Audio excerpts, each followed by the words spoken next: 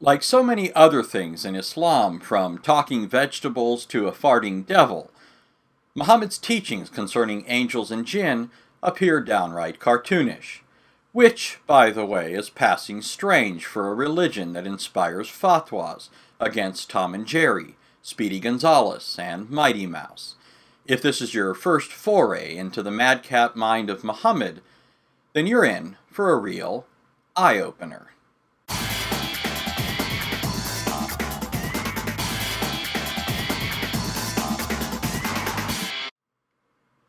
Surah 32:11 speaks of the angel of death, the angel who takes a person's soul at the time appointed by Allah. Say, the angel of death appointed over you will take away your soul, then you will be sent back to your Lord. Commenting on this verse, Ibn Kathir stated, the apparent meaning of this ayah is that the angel of death is a specific personality among the angels. The angel of death has helpers. It was reported in the hadith that his helpers draw out the soul from the rest of the body until it reaches the throat. Then the angel of death takes it. Mujahid said, the earth is brought together for him, and it's like a platter from which he takes whenever he wants. With this background in mind, what would you do if the angel of death came to you?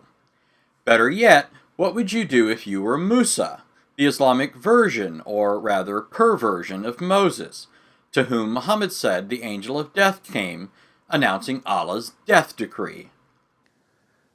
The angel of death came to Musa alayhi salam. فَقَالَ لَهُ أَجِبْ رَبَّكَ. The angel of death came to Musa to take his life. He said to him, answer your Lord. If you were Musa, would you submit to Allah's decree, because that after all is what it means to be a Muslim, and prophets are supposed to be sinless?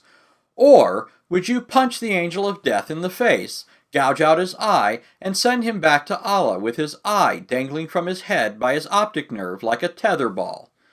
In order to answer this question correctly, all you have to do is ask yourself a further question. Which of these two answers sounds more outlandish? Which is just another way of asking, which of these two answers sounds more like something Muhammad would say? The idea that Musa gave up his life willingly and the angel of death took it without any difficulty, or the idea that Musa punched him in the face and the angel of death proved to be a one-hitter quitter? Now, if your answer is the former, then you've probably been getting your knowledge of Islam from Hollywood actors or from Western apologists for Islam. If your answer was the latter, then you've probably been reading Islam's primary sources, or at least watching our videos. The angel of death came to Musa to take his life. Musa punched him in his eye and knocked his eye out.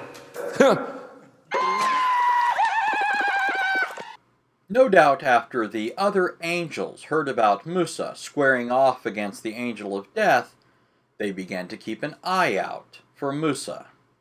Now, if you're concerned about the angel of death, don't be too worried, because after the angel went back to Allah, Allah put the eyeball back in its socket.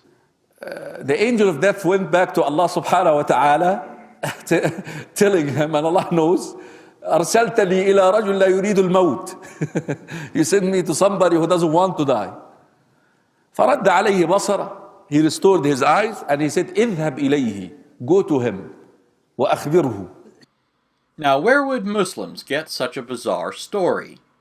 Where else but in Islam's most trusted sources? In Sahih Bukhari, we read, narrated Abu Huraira, the angel of death was sent to Musa, and when he came to him, Musa slapped him and spoiled one of his eyes. The angel went back to his Lord and said, you sent me to a slave who does not want to die. Allah restored his eye. And in Sahih Muslim it says, it was narrated that Abu Huraira said, the angel of death was sent to Musa, and when he came to him, he slapped him and put out his eye. He went back to his Lord and said, you sent me to a slave of yours who does not want to die. Allah restored his eye. In another hadith, also reported in Sahih Muslim, we're told, It was narrated that Hammam bin Munabbih said, "This is what Abu Hurairah narrated to us from the Messenger of Allah." He narrated a number of ahadith, including the following. The Messenger of Allah said, "The angel of death came to Musa and said, 'Answer the call of your Lord.' Musa slapped the eye of the angel of death and put it out. The angel went back to Allah, exalted is He, and said, 'You have sent me to a slave of yours who does not want to die, and he has put out my eye.' Allah restored his eye." This story sounds a lot like an old Jewish fable. In fact, here's a rabbi telling a similar but less colorful version of this story. What did Moshe do before he died? In other words, when it came time for him to die, he took the angel of death and threw him away, and gave blessings to the tribes, each one according to their blessing. So he threw the angel of death away and he gave the blessings. An example of where this story can be found in Jewish writings is in Sifra Deuteronomy, which says, "At that moment the Holy One, blessed be He, said to the angel of death, 'Go bring me Moses' soul.' He went and stood before Moses and said to him, 'Moses, give me your soul.' To which Moses answered, 'Where I sit you have not the right to stand, and you dare say to me, Give me your soul?' Thus rebuking him, he left in a huff. The angel of death went and reported back to the Almighty.